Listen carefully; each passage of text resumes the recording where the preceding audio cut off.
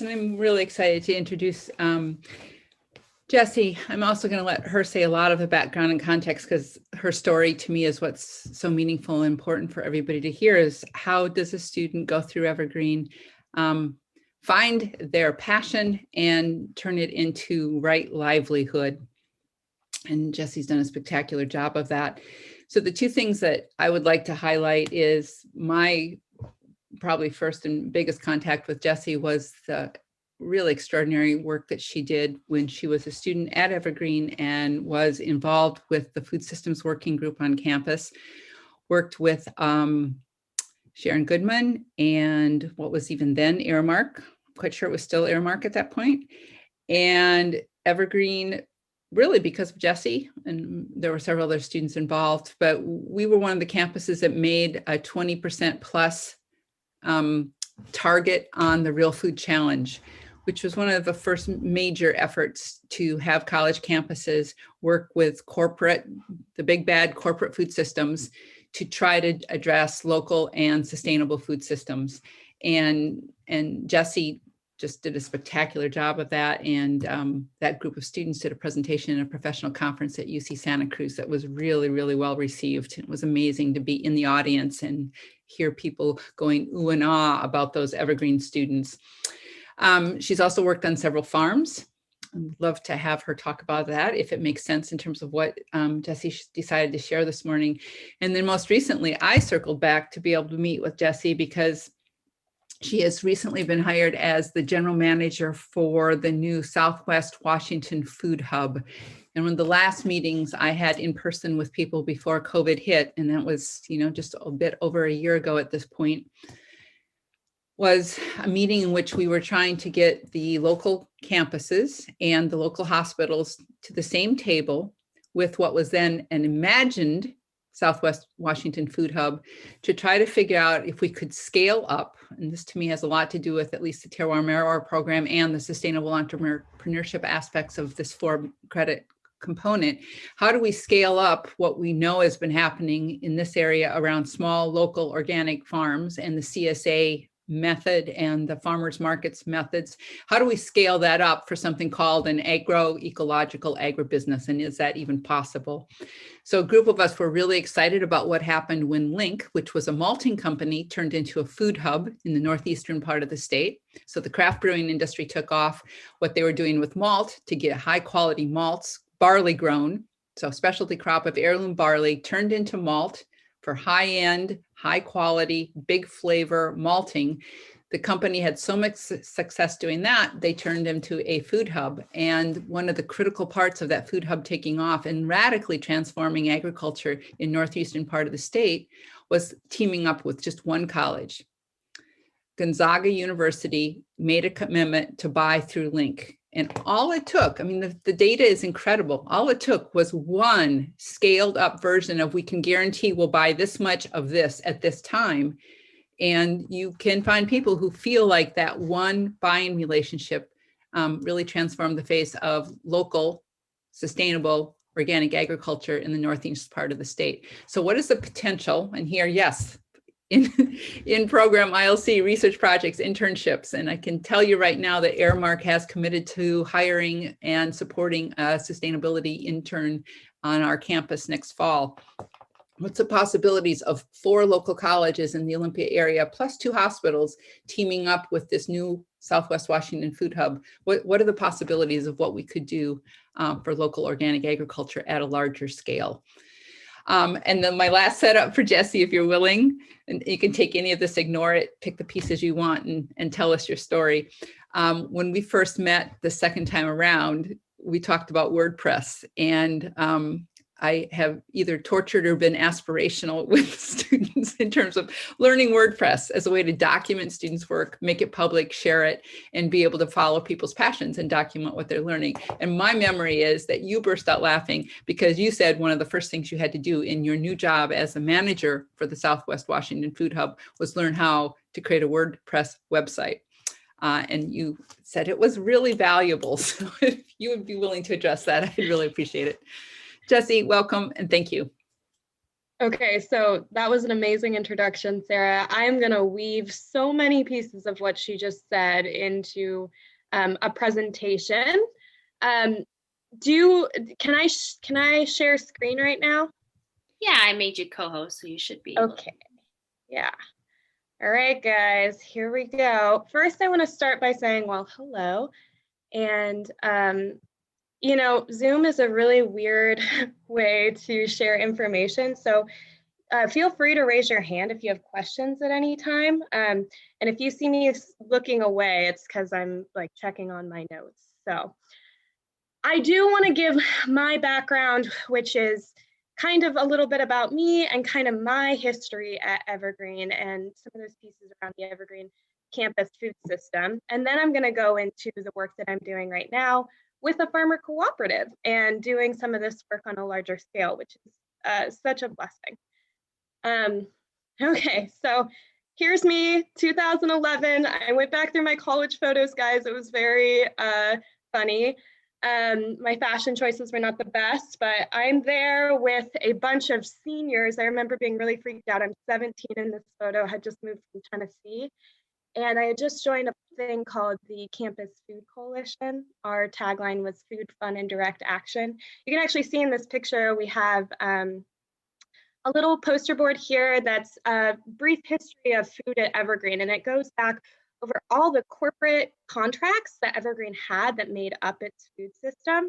And I learned a lot about kind of that whole history of food at Evergreen through this group.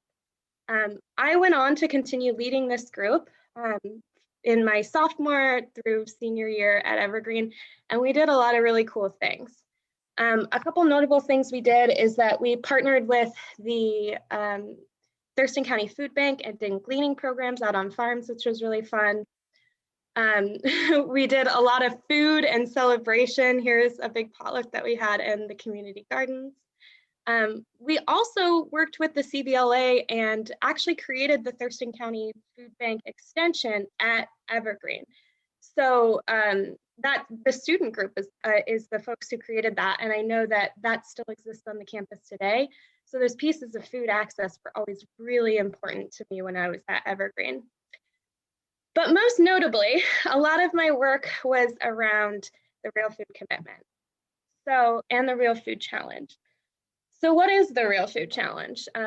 Sarah talked a little bit about it. It is a commitment to purchasing more local food on campuses. And we were one of the signatories for the challenge, which is incredible. And I'll talk a little bit about how we got there. But first, I want to talk a little bit about why we started. So I was the sustainability intern with Evergreen at Airmark.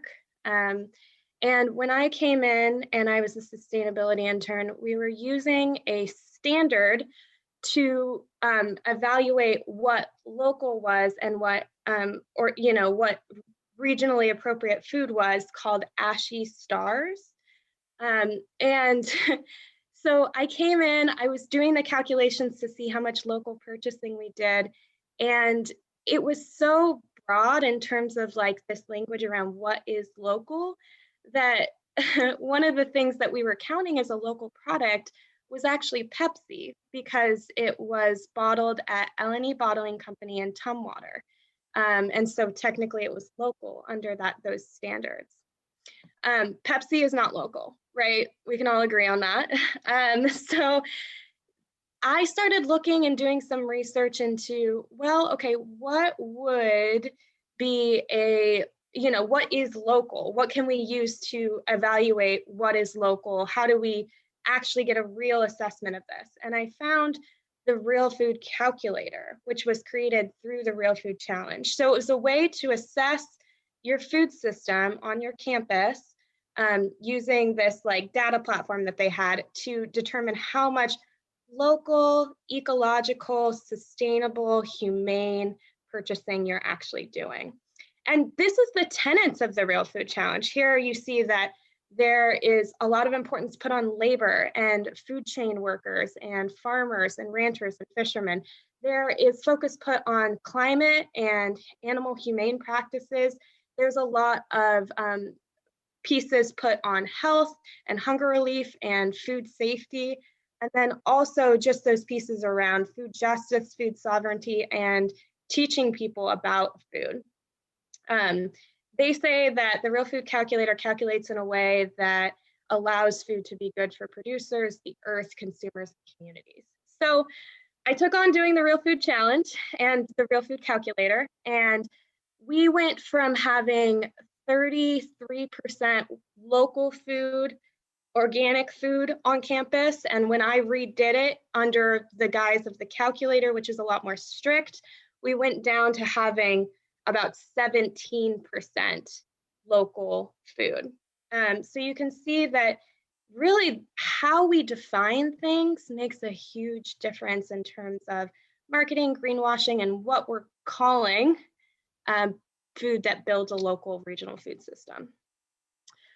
So from there, I was like, we need to reassign this real food commitment, because the real food commitment was getting schools to commit to buying at least 20% real food by 2020 and using schools' tremendous purchasing power to support a food system that strengthens local economies, respects human rights, and ensures ecological sustainability.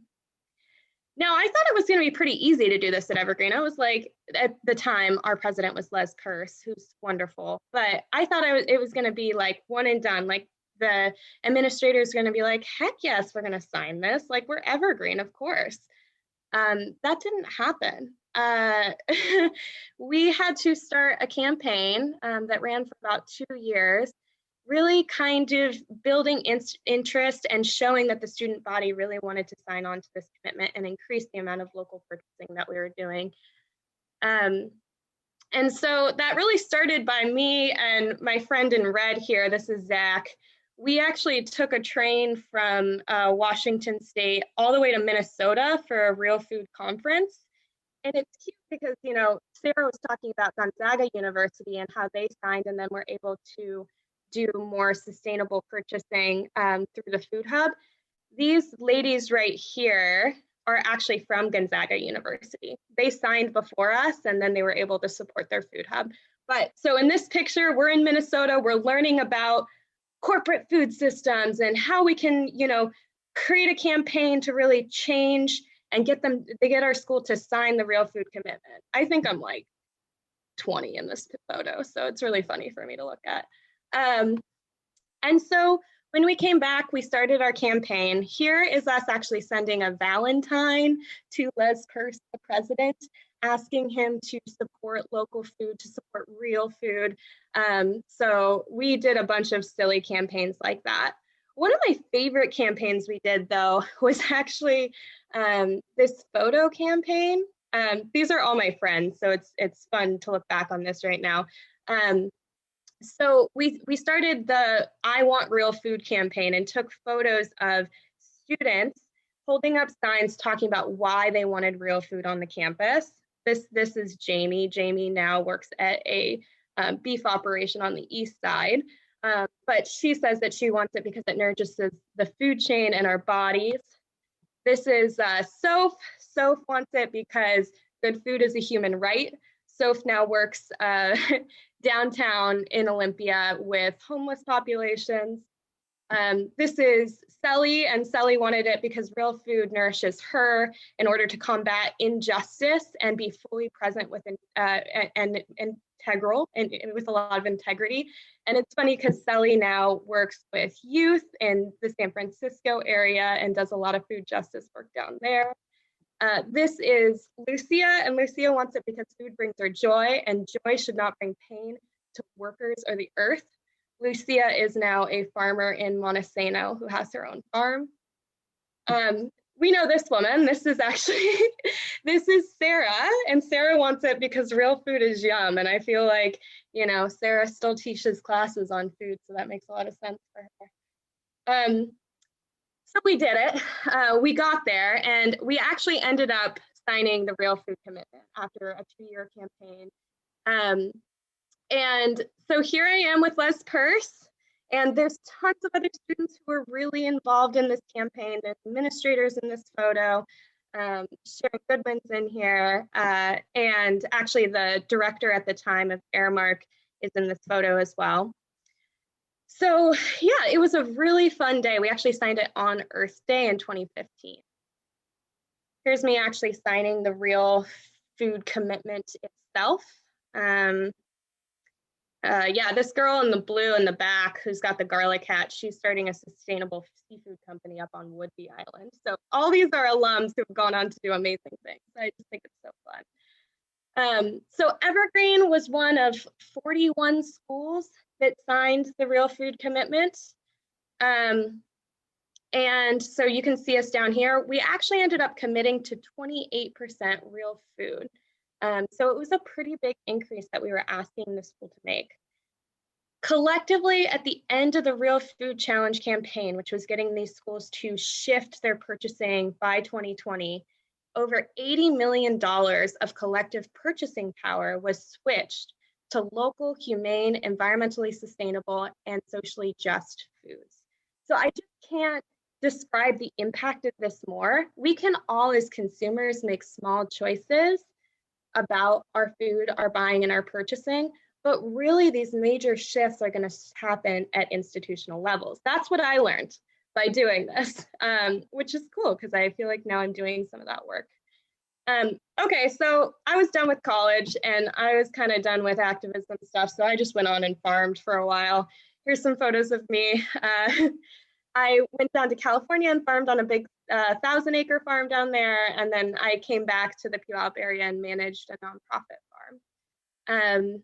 Flash forward to today, I am back doing, a lot of larger scale institutional purchasing work through the Food Hub.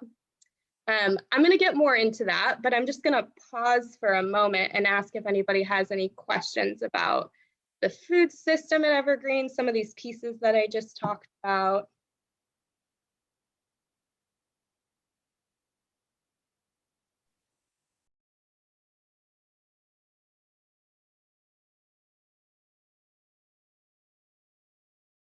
No, I think they got really, really close.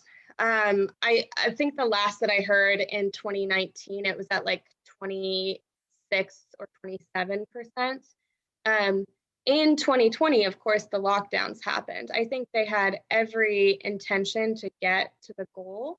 They created a food systems working group with students to really work on aspects of the food system and then also doing that type of local purchasing and figuring out how to do it. But like most things, COVID kind of slowed things down. I do really believe that Evergreen is trying their hardest. And I think that, things are complicated right now. But yeah, any more questions?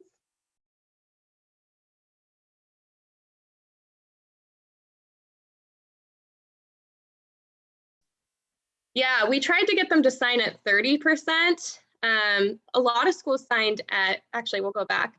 A lot of schools signed at different percentages. So you can see that UC Santa Cruz signed at 40%, which is crazy.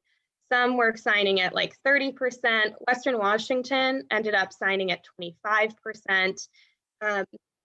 We were demanding 30%.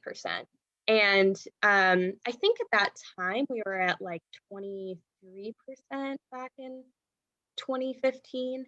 And so they were like, no, we can't do 30%, we'll do 28%.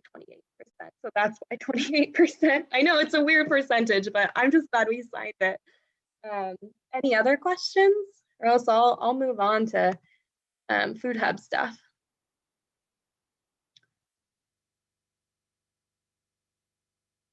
All right, y'all, we'll go into modern day. So now what I do is I work with the Southwest Washington Cooperative Food Hub. And I'm going to kind of explain a little bit about what a food hub is and kind of the history of how it came about. So what is a food hub? A food hub is a place that provides aggregation, marketing, and distribution for local and regional producers. So we make it easier for wholesale, retail, and institutional buyers to purchase from regional producers. This line in this photo, food hubs connect smaller local farmers and food producers to buyers who may not otherwise be able to access their products, is exactly what we do. Here's the problem with our food system, is that there's this problem that's referred to as the ag in the middle. Ag in the middle are these farms that are too small to obtain the economies of scale to sell in a commodity market, but are too large to profitably rely just on direct marketing like farmers markets. Here's something that I realized in my time farming, is that there was this huge boom in the growth of the direct-to-consumer market that happened really in the early 2000s. And there's a lot of farms that were able to cash in on that and create really sustainable business models based on just doing farmers markets and CSAs and a little bit of restaurant sales.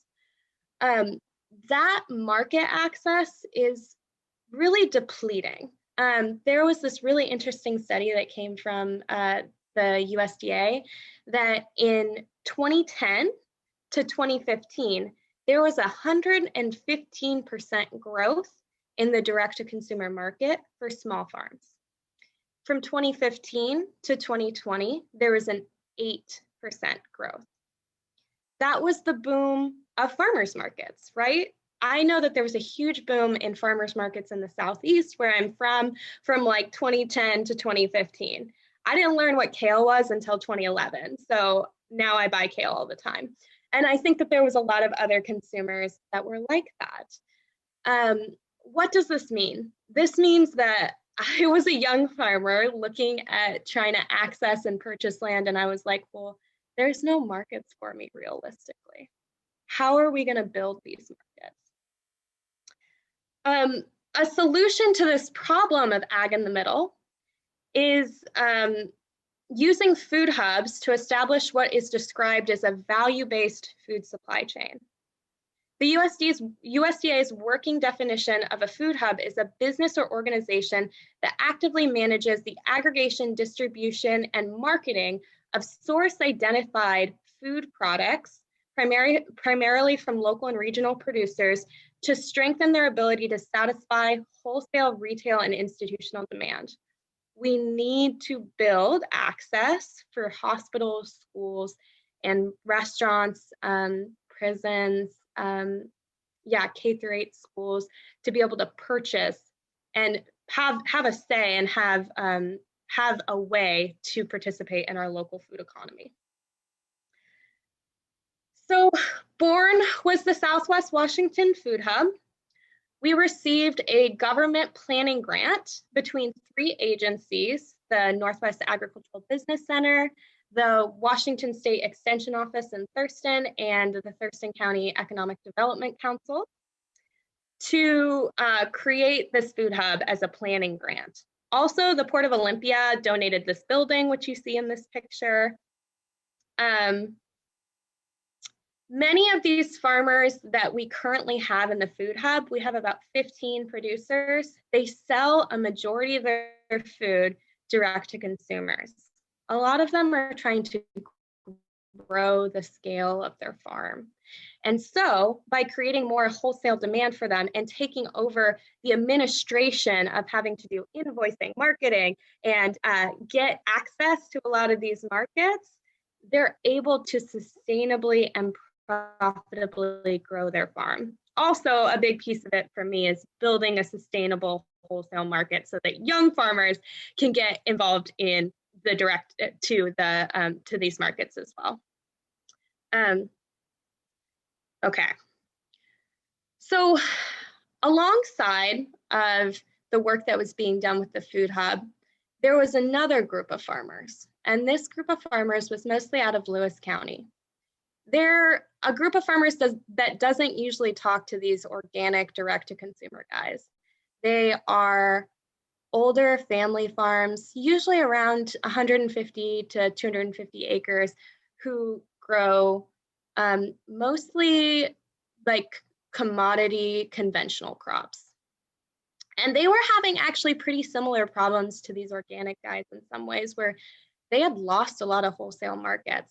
So essentially what was happening is that a lot of these farmers who grew and had, you know, long-term access to this family land, a lot of them were growing for frozen food companies. There was this pea company, there was a corn company that were essentially taking these products from these farmers and then freezing them. National Frozen Foods is what it was called. So there was quite a few farms that were selling into that in the Lewis County area. And then there was also some aggregated markets for barley and wheat. And what had happened is a lot of them had gone out of business. And this is something that has been happening across the United States, is that these commodity markets, or access to commodity markets, is being diminished a lot in different areas. I'm going to send this video to you guys afterwards because I think it goes a little bit deeper into this. But what these farmers did is they came together and they knew, hey, we can all grow barley. And there's a big market for malted barley. But the problem is that we both all individually can't grow enough to be able to sustainably transport it to a malter. So they came together to create a group of barley growers to be able to transport all of their aggregated barley on a rail line down in Chehalis. So the Port of Chehalis helped build them a rail spur and a grain hopper that brought their barley into, you know, a rail car in order to get it to a malter. So this was a really amazing example of farmers coming together to create that type of aggregated market that they wanted to see. So now in the Southwest Washington, South Sound area, there were two groups of farmers, very different in fact, because one was a lot more conventional based, one was a lot more organic based, and they were both trying to create aggregated markets together as farmers. I'm seeing that some stuff is going on in the chat. Is there any questions? Not at the moment, a discussion around like the food system working group, but I'll let you know if there are any questions that pop up. Yeah, so there's two groups of farmers, different but the same in some ways. So what did they do? They actually came together to solve some of the issues that they saw in their food system. So what was the problem?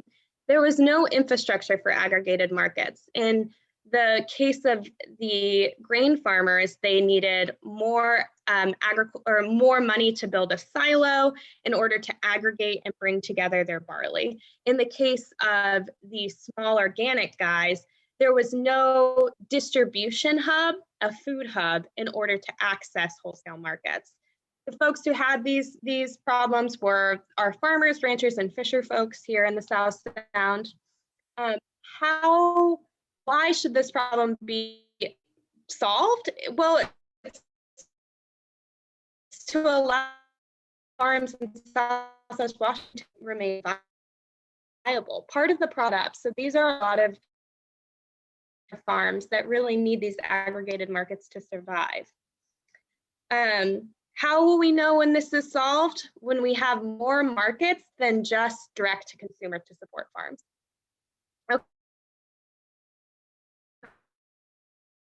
Okay, so this describes a little bit about, essentially, you've got your producers and farmers who create some sort of, in green over here, this producer marketing group, and then they're more easily able to control the price and the access to all different types of consumers in purple. Now, if you're just going through a wholesaler or a middleman or broker, it usually has to move through several different layers of wholesalers, transporters, processing industries in order to access markets later on. So you can really see that by creating some sort of producer-led aggregated markets, you're able to get a lot closer to the consumer and therefore actually make a lot more money for your product. And this is where the idea of the Southwest Washington Growers Cooperative came out of. So the Southwest Washington Grower Cooperative its mission is to create more viable markets for farmers.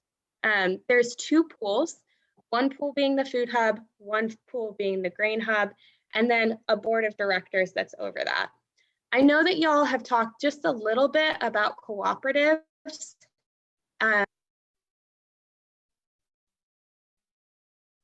In your class. And so I just really want to take this moment to acknowledge this is maybe a different you guys have talked about before. Consumer cooperatives. Worker cooperatives are kind of like New Moon Cafe or the Olympia Food Co-op. Member cooperatives are kind of like usually agricultural based. So Organic Valley is actually a really great example of this. It's a milk cooperative. You've seen their brand on the shelves in local stores. Our cooperative is also a member cooperative, so everything is done and controlled by the farmer members themselves. And then Shepherd's Grain is another member cooperative. It's a grain co-op on the east side of the state. So I thought I would throw that in there. Consumer cooperatives are like credit unions. REI is actually a consumer co-op. Puget Sound Energy, a lot of utilities are cooperatives. So I just kind of wanted to put out this different cooperative business structure because they're all very, very, very different. I technically, because I am a pool manager for the hub, I don't have a vote in a lot of the decision-making power. My decision-making board is the board of farmers that I serve. And so they hire and fire me, they tell me what I'm doing, they make sure I'm doing it right. And so I just think that that's a very important distinction on these different types of cooperatives. We really play by the 7 cooperative principles. I know that these are important for worker cooperatives, and I know these are really important for member cooperatives, so I thought it was important to put this in here. We refer back to this constantly when we're thinking about what does it mean to be a cooperative. And the first thing is having open and voluntary membership, having the members have democratic control, making sure that members have economic participation. We have autonomy and independence. And this has been a really, number 4 has been a really important one for us because there's so many important players who want to be a part of the cooperative, but it's really important that no one agency has ownership over the cooperative. The farmers have ownership over the cooperative. Education and training is a really important piece of the cooperative. So we do a lot of food safety trainings. We do a lot of cooperative trainings to teach farmers how to come together better. Cooperation among other cooperatives. So we cooperate with other farmer cooperatives. We've actually gotten a lot of support from Organic Valley in creating our bylaws, and then also concern for community. So these are the principles that really guide us forward. All right, that's what I'm doing. That's what I'm up to. I'm wondering if there's any questions on that.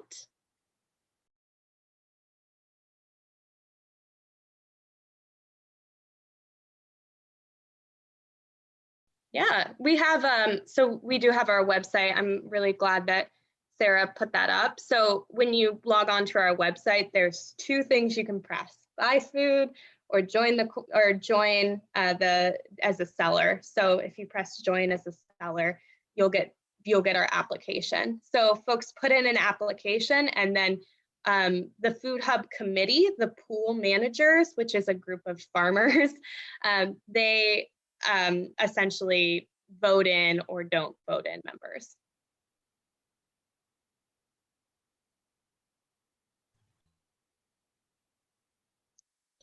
Any other questions?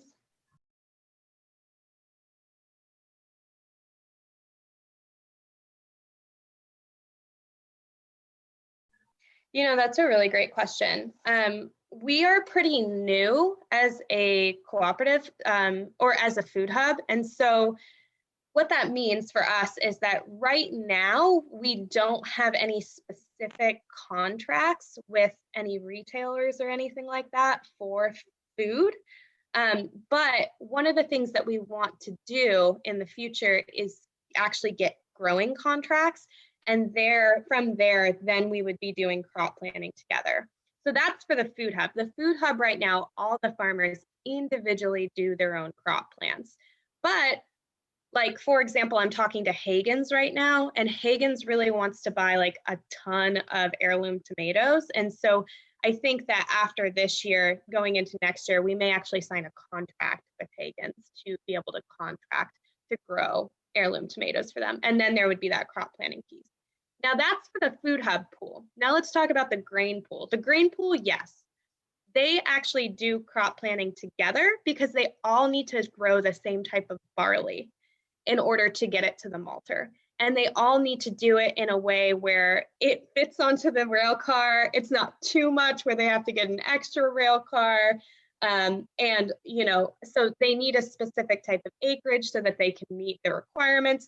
I think that the malter that we send it to has like a 2-ton requirement. So it's almost about 450 acres of barley that needs to be in production. So that's across a couple farms. All right, any other questions?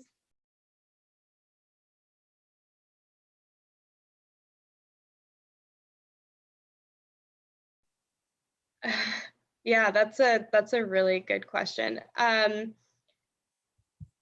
guess a guiding principle for me personally is that there are no bad people, there's only bad systems, right? So that helps me approach people with more humility. Like, I worked really deeply with the food service director at Airmark when I was there, and I was really idealistic when I was at Evergreen. I still am, like, let's be real. But it was really hard for me because we were so different. We were so different. And a lot of the reasons why she wanted to purchase local was because she wanted to greenwash. It wasn't really about supporting local farmers. It was about making Airmark look good on campus and nationwide.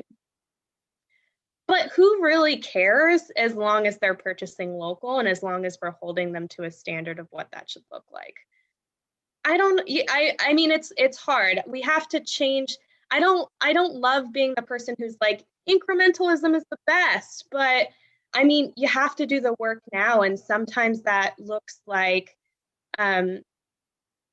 working with people that don't have the same standards or values as you, but knowing that at least the work's getting done. I don't know. I hope that's a good enough answer. It's something I struggle with personally.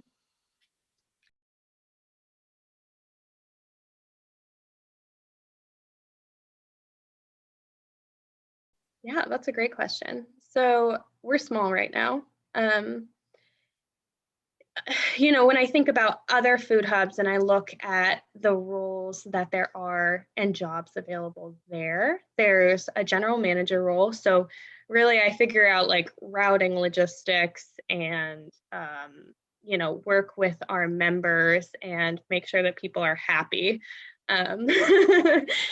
But the other roles would be like sales manager. So I know that doesn't sound sexy, but someone's got to go out there and convince people that they want to buy local food and that it's good for them to buy local food. Someone has to go out there to Providence Hospital and be like, I know that, you usually get a 50-pound bag of carrots for $1.50, but you should purchase it from a local farm for $15.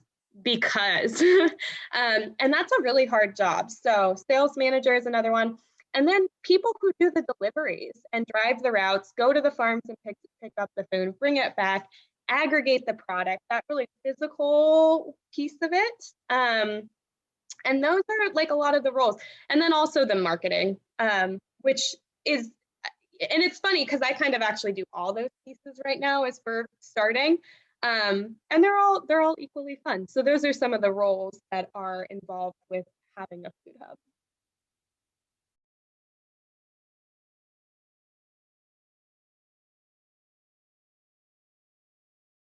Yeah, that's a really great question. Right now, there are more markets. So I'm sure you guys have all heard of Charlie's Produce. Charlie's Produce is a wholesale. So there are farms that start specifically with the idea of selling wholesale. This is completely different than the idea of starting a farm and making it a direct-to-consumer farm. You need at least 30 to 40 acres if we're talking vegetables, okay? Like, let's just start there. And one of my really good friends, they've recently started a farm up in like the Puyallup area, and they're just focused on wholesale, and they end up selling a lot of their product to Charlie's. It's totally a thing that you can do. The thing is that the price points are radically different than selling direct to consumer. We'll just talk lettuce here for like 1 second. So a 48 count box of lettuce, right? If you were going to sell that at the farmer's market and you were able to sell out of all your lettuce, you could maybe get like 60 to 70-ish dollars depending on your price point. But if you're selling that through Charlie's Produce, we're talking like 48 to 50 dollars, right? There's a major difference in the amount of money that you get. But when you're when you're growing for wholesale, you can grow less crops. We're not talking about like not diverse at all. We're talking about going from growing 100 different varieties and different crops, or, you know, like 80, to growing more like, I don't know, like 20. So it's just a different mindset. So Charlie's Produce is a great aggregated market. Southwest Washington is a great aggregated market. And then there's more and more like of these like box delivery programs that are coming up. I'm mostly thinking about in Pierce County. They haven't really gotten down to Thurston County farms, but those are some cool markets too.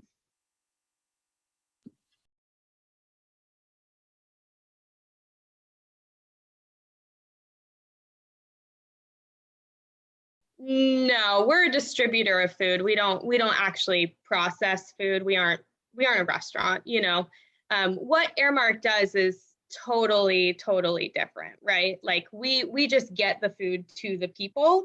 We're trying to become a local Cisco. We are not what Airmark does, where they're actually processing the food and then putting it out for people to eat. Steve threw out that Organically Grown Company is another distributor. So there's several, like Charlie's Produce, there's several different distributors. But again, a lot of these distributors are really a lot lower in price. So we're trying to create some sort of like value-based supply chain that comes like to that middle point of price, and make sure that it has the branding of the farm with it along the entire supply chain, which doesn't necessarily happen with some of these other companies.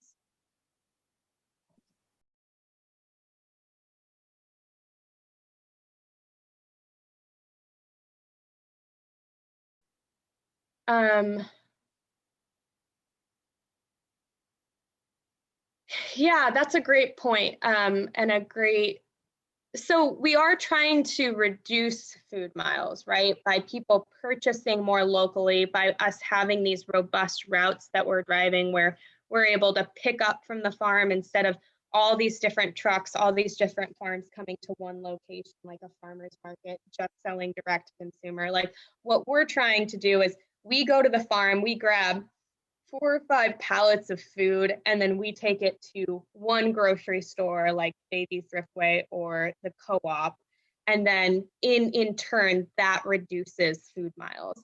If you think about it in some ways, and I'm just going to throw this out here, some people might be a little angry at this, but farmers markets are not the most carbon neutral thing. You've got a bunch of different small producers all driving their cars to one place, and then you've got all these consumers driving their individual cars to one place and coming together, taking small amounts of food and then bringing it back to their house. There is a lot to be said for having a distributor who just brings in one large vehicle food to one location like a grocery store and then it going out from there. So yeah.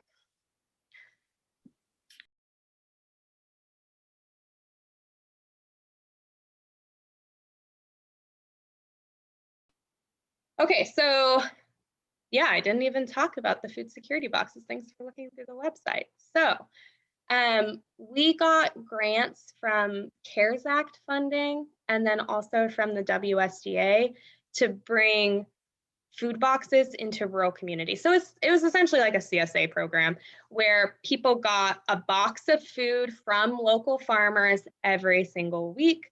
They didn't pay for them, it was paid for. And it was typically folks who had lost their job through COVID or were experiencing some sort of disability.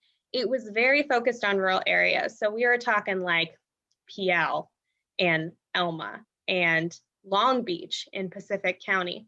Right now, we currently don't have funding to do that, but I'm beating the streets every day trying to find us more funding to do food security boxes to rural areas because there was so much demand. Last year, we put out about 1,300 food security boxes into rural communities, which I'm really proud of. And part of that program, just, getting back to this education piece, is like a lot of people don't know how to cook with vegetables, right? Like this is still a step we're taking. So we actually partnered with the SNAP Ed program and did a bunch of training materials as well to teach people how to not only use their food in their box, but also preserve it. In terms of getting EBT, working on it. It's actually a lot harder than it looks. Washington State is one of few states that allows online use of EBT. And we're in an online store right now. So we are trying to get EBT onto our online store. But it's still a pilot program. It's not even across the entire United States. So it's actually kind of tricky and weird. And there's a lot of like big banks involved with EBT, y'all. So yeah.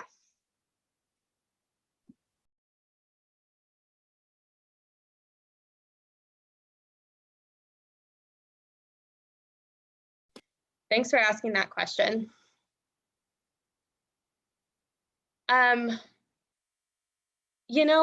One of the things about farming that we need to acknowledge is that there is not enough space for farmers of color in agriculture and having access to land. I think about my journey as a beginning farmer, and I had a lot of mentors along the way.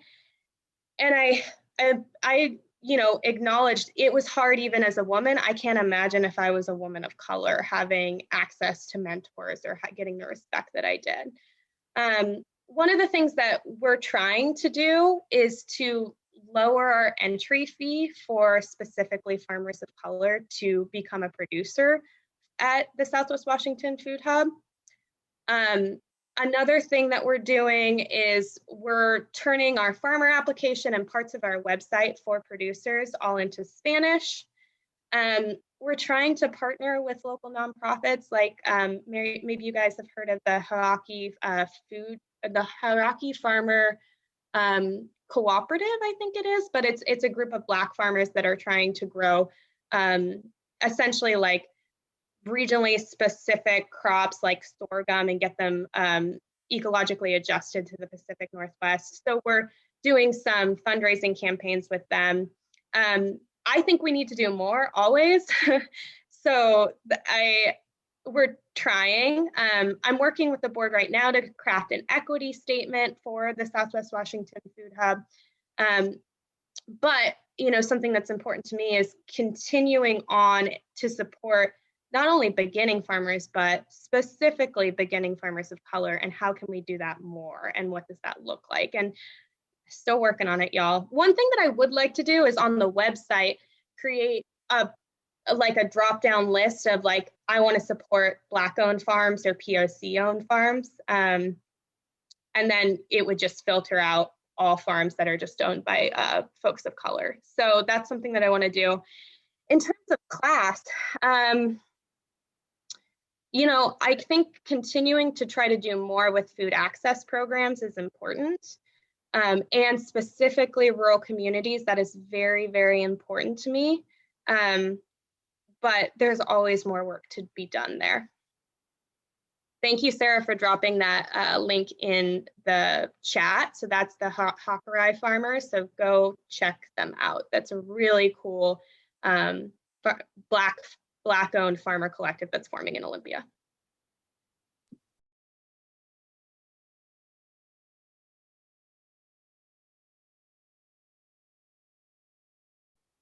Yeah, so on the small side, we are trying to do a few direct-to-consumer boxes, and so that opens up opportunity for more direct-to-consumer access for farms that maybe only have like 8 bunches of carrots.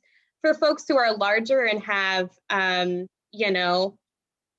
25 cases of carrots, we're trying to partner with hospitals and things like that. But to further address this big scale and small scale, essentially what I hear from a lot of institutions is that it's hard to buy local because they can't get the volume that they need. So on our website, all of our products are listed by farm, but if I'm a buyer from Providence Hospital and I need 50 cases of carrots for that week, what I can do is I can go and see, okay, all together, these 3 different farms have the 50 cases that I need. And that may mean that you're buying 1 case from a farm that's, 5 acres and buying 25 cases from this other farm that's, 40 acres. So, aggregating that product together, even though it maintains all those different farms branding and they know exactly where it's coming from, it allows them to get that volume that they need. So that's a little bit about how we do that.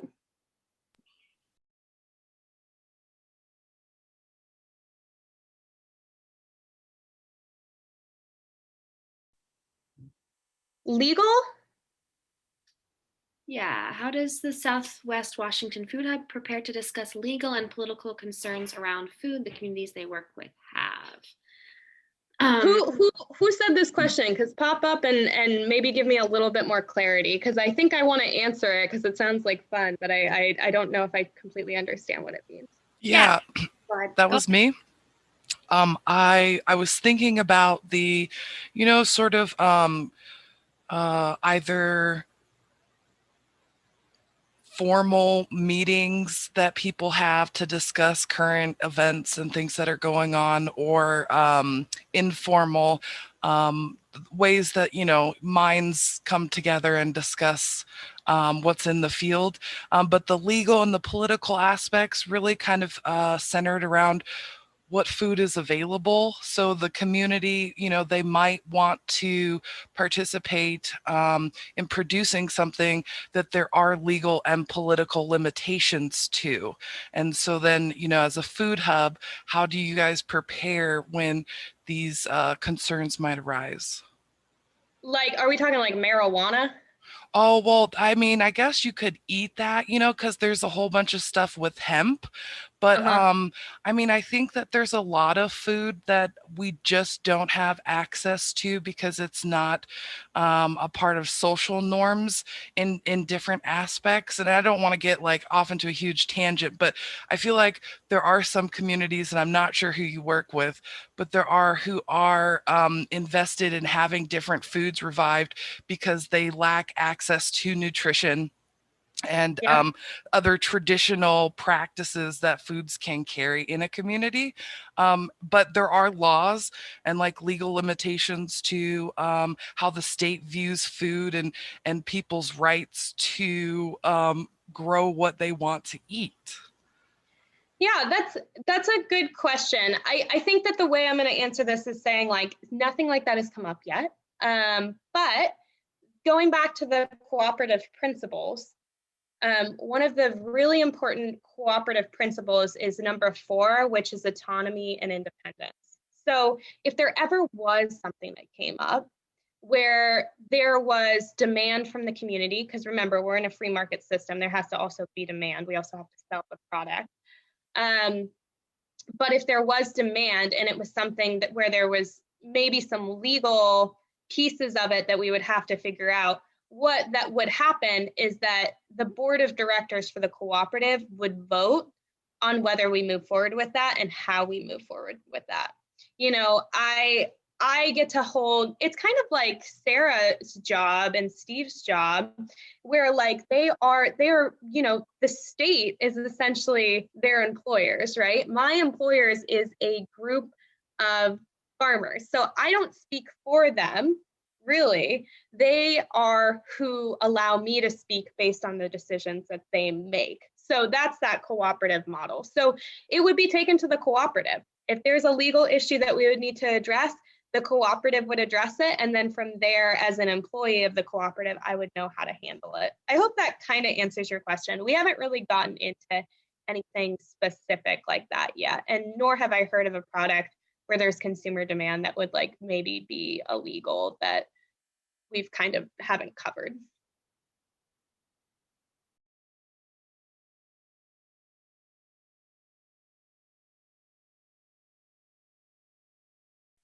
Yeah, so a lot of that is actually done directly on our website. So when you go to our website, you can see specifically what farm you're purchasing from. And that's really the biggest piece of it. You know, you can actually on our website, because there are certain buyers, like there are certain buyers at hospitals and things like that, where they really just want to buy from Boisfort Valley Farm. They really just want to buy from such and such farm. And so we maintain the ability for them to do that. And yeah, this intersects with variety uniformity for aggregated sales. Thank you for getting to that. So Steve is touching on something that's really, oh no. Can you all hear me? Okay. Steve is touching on something that's really important here, which is variety uniformity for aggregated sales.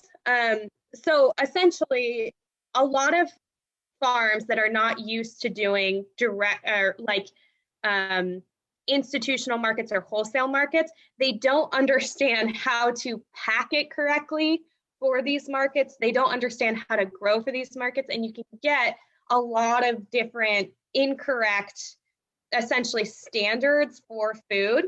There are a lot of standards for food. You guys know this. And so there is a tension between, you know, making sure that the quality is there and then also providing that uniformity. And that actually gets back to cooperative principle, I think it's number 5 or something like that, which is education and training.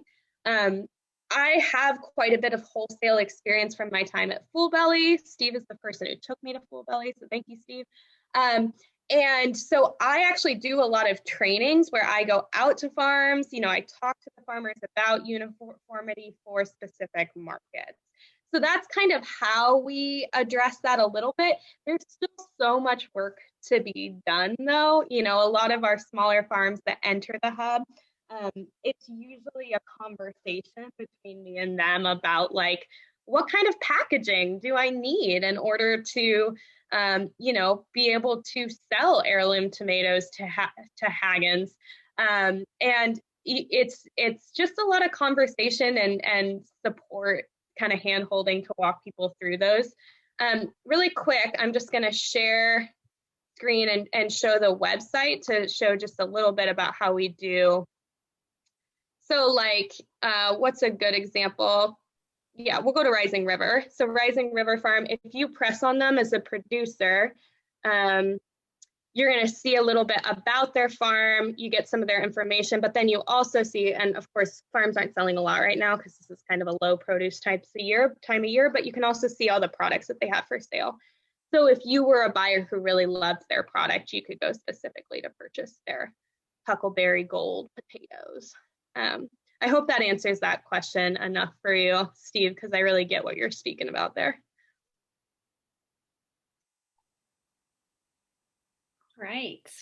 Well, I think our time has come, the time that we asked of you to join us. So I want to invite the rest of the class to give virtual thank yous to Jessie for your time. Jessie, this was a really awesome way to round out the quarter and sort of some of the things that we've been talking about and thinking about.